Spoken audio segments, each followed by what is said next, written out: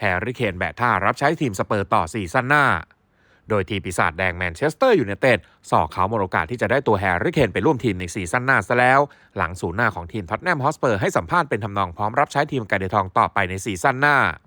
โดยแฮร์รี่เคนให้สัมภาษณ์เหมือนต้องการสื่อว่ามีแผนลงเล่นให้กับทีมท็อตแนมฮอตสเปอร์ต่อในซีซั่นหน้าโดยไม่แคร์ว่าสโมสรอาจต้องฟาดแข้งในถ้วยคอนเฟอเรนซ์ลีก